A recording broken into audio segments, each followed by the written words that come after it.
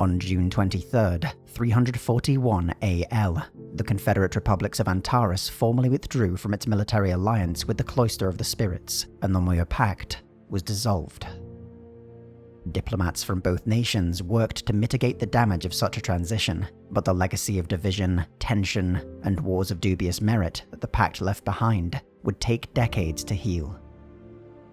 But now free to pursue its own foreign policy without entanglement, the Antares Confederacy embarked on a campaign of reconciliation. Despite the war that had divided them, their conflict had brought a kind of mutual respect between the Confederacy and the Kalar clans, and it was here that the first attempt at détente were made. A normalization of relations with the Banthurian and Beldros Empire was also attempted, but their respective regimes showed little interest. For all its willingness to forgive past transgressions and forge new ties, few states neighboring the Antares Confederacy showed any sign of the same. Yet, with the threat of war on multiple fronts easing, the Confederacy could again devote significant resources to exploration and discovery. Since the CAS Earhart had crossed beyond the boundaries of the Antares system, the region of space the Confederacy settled had provided far more questions than answers. First among these was the nature of the Banthurians. It was doubtless their race had once been a formidable civilization capable of great works, but their fire had long since gone out of the universe. What remained was a collection of decrepit space stations clinging to the orbits of dead worlds. Each was home to hundreds of millions of Banthurians, living in squalor and governed only by whatever gang or petty tyrant could seize power. An endless string of civil wars, revolutions, coups, and insurgencies left their small region of space a chaotic battleground, and one that had been forever restricted to the Confederacy since its discovery nearly a century earlier. In 356 AL, after nearly 20 years of tests and refinements, the CAS Rofan successfully completed the Confederacy's first warp jump. Using a new method of faster-than-light travel, altogether different from the wormhole gates utilized by the Earhart flotilla or the cosmic strings navigated by modern-day vessels, the Rofan was able to circumnavigate Banthurian space. It emerged on the far side of their territory, but the mystery of their fall only deepened. Sites of ancient battles against some terrible foe littered the star systems of that distant territory. At its center was a machine construct of unfathomable power, performing some automated duty above any understanding. Elsewhere in the Confederacy, worlds that had only been given a cursory survey were studied in more detail. At the time of its discovery, Ledeco had been dismissed as yet another barren world without the environment or resources to warrant any consideration of permanent settlement. Even among the growing multitude of species that now made up the Confederacy's citizens, none were amenable to its thin atmosphere and soil. The only presence on Ledeco had been a monitoring station used during the war against the Banthurians and a small research outpost. It was during the expansion of the latter site that an unprecedented discovery was made. Buried beneath shifting sands and broken by the weight of time was a tomb. It was a mammoth complex so large that even the great underground cities of the Tenali Republic would have been lost within their depths. The complexity and scale of the structure seemed beyond the ability of all but the most elder of starfaring races, though to whom it had once belonged could not be ascertained. For months, an ever-growing team of researchers and scientists from across the whole of the Confederacy descended on Ledeco, mapping out its vast labyrinth and working to unlock its hidden vaults. What they discovered within the deepest levels of the structure, sealed behind ancient doors and eldritch puzzles, was a single corpse. It was remarkably well preserved within the structure, but it resembled no species known to exist across the wider galaxy. Yet covering the walls, floors, and ceilings that adorned its mausoleum was a script instantly recognizable. The language had long since died out, but such was its importance that dozens of species across the galaxy could trace the evolution of their own alphabets to this one. Whoever this creature had once been, he had influenced the fate of great interstellar nations long before humanity discovered fire. Recognizing its importance, the Confederacy sent an envoy to the Vran. They were among the oldest species ever encountered, and it was to their language that the runes used within the crypt most resembled. Like the Banthurians, the Vran had once been a great power in the universe, only to have suffered some cataclysm and locked themselves away behind their borders. Even so, they remained hundreds, if not thousands of years more advanced than the other species of the galaxy, and regarded the younger races with annoyance and condescension. In a departure from their typical dismissive rhetoric, however, representatives from the Vran state appeared before the Antares Parliament. They praised the Confederacy and requested the return of the body discovered in the tomb of Ledeco. The Confederate delegation that accompanied the remains to the throne world of the Vran were the first outsiders to set foot upon its surface in millennia. They were honored, blessed, and profoundly thanked. To the Vran, the figure within the vault had been a messianic figure, and to achieve in finding him where they themselves had failed, the Confederacy was seen as divinely inspired. A plethora of gifts were bestowed to the Confederate envoys, with one among their number reserved solely for the Prime Minister of Antares. While the Confederacy enjoyed an age of enlightenment and opportunity, the frontiers around it grew turbulent. In the absence of the Moya Pact, renewed conflict had broken out between the Cloister of the Spirits and the Banthurian Empire, with the latter collapsing into anarchy as the conflict wore on. The failure of the Banthurian state led to an enormous refugee crisis, and the Confederate border posts were overwhelmed with requests for asylum. Amidst this worsening crisis, the Confederacy itself suffered tragedy when a solar flare nearly wiped out one of its newest colonies. Despite a tremendous evacuation effort, not enough ships could be mobilized in time, and tens of thousands were killed. What historians would refer to as the Golden Age had ended. When the first changes in Banthurian society were observed by frontier outposts and reconnaissance satellites in 377, Confederate intelligence failed to recognize its importance until it was too late.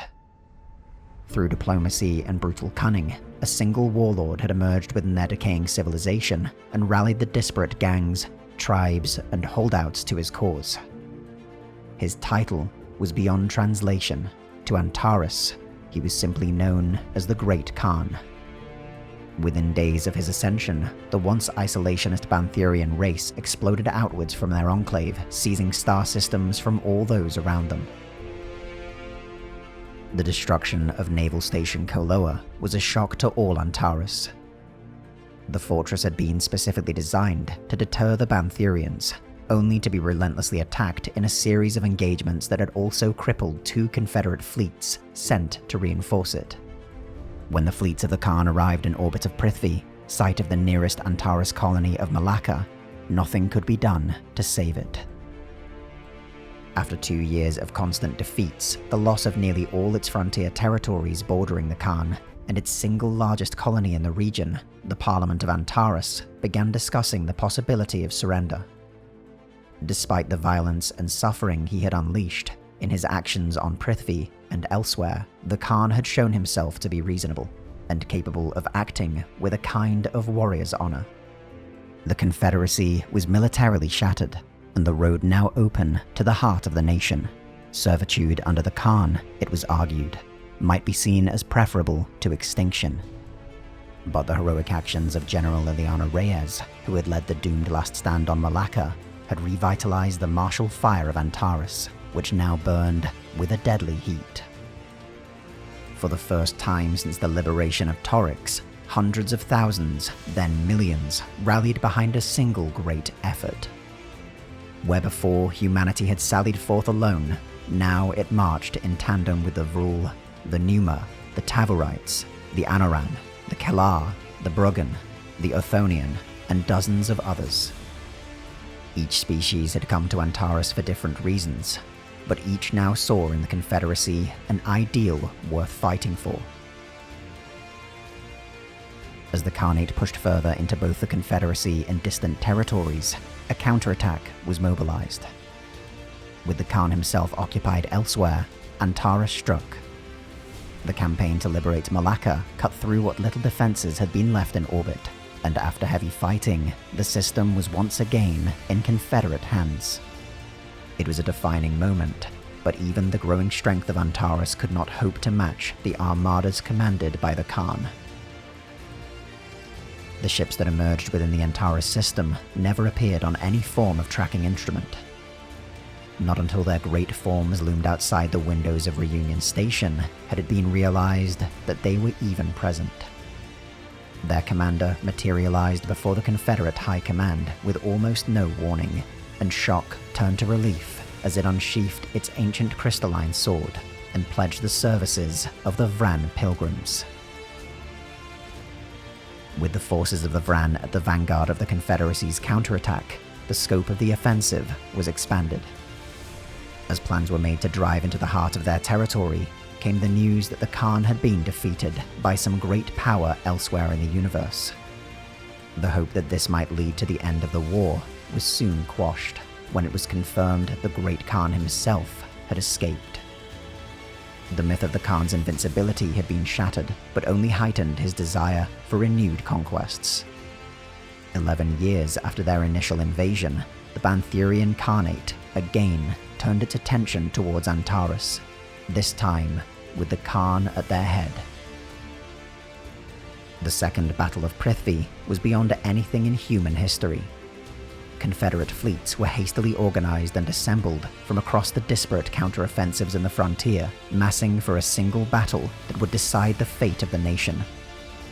Failure here, and nearly a decade of effort would be wasted. The first time the Banthurians had arrived in Prithvi, they had faced only token resistance in orbit.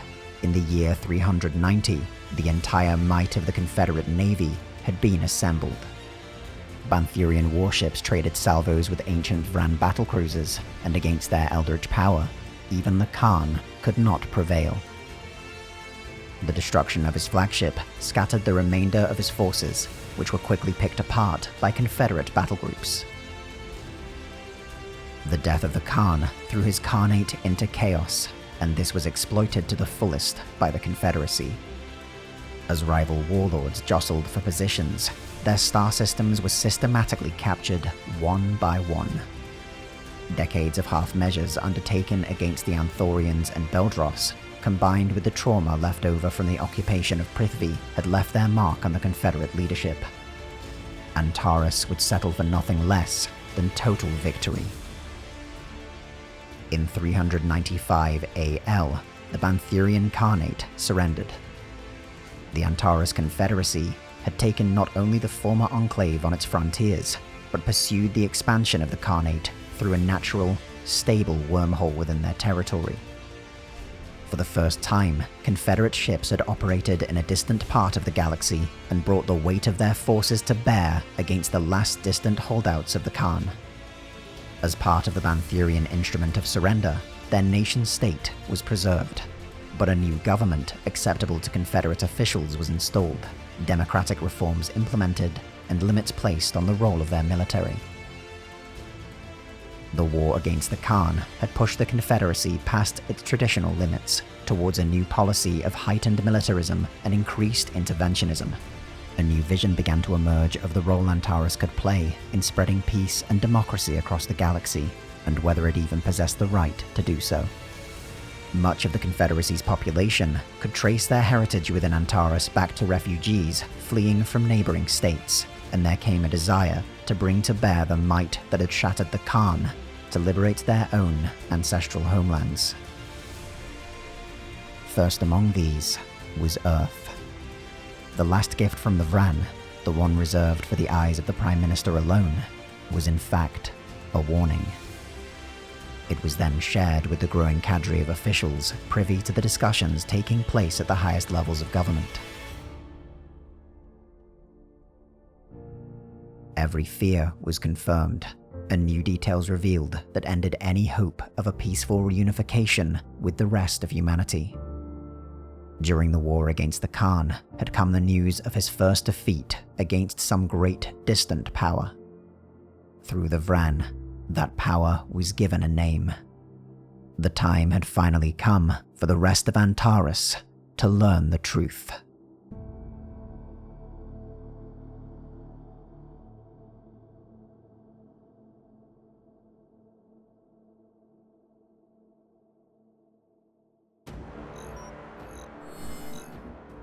In Stellaris Invicta, the Templin Institute guides the Antares Confederacy into an uncertain future, one you can influence. Every Saturday, we'll livestream our progress on our Twitch channel, and our viewers and patrons will have the opportunity to vote on decisions and shape the history of the galaxy. If you missed the livestream, you can catch up on what happened when the stream is published the next day to the Templin Archives channel. Then, once a month, we'll produce a video like this one, detailing everything that's progressed in the Confederacy's struggle to return to Earth. The next live stream of Stellaris Invicta Season 2 begins 1 hour after this video has gone live. And while you're waiting, we've added some new posters and t-shirts and other merchandise to the Templin Commissary. You'll find the link in the description.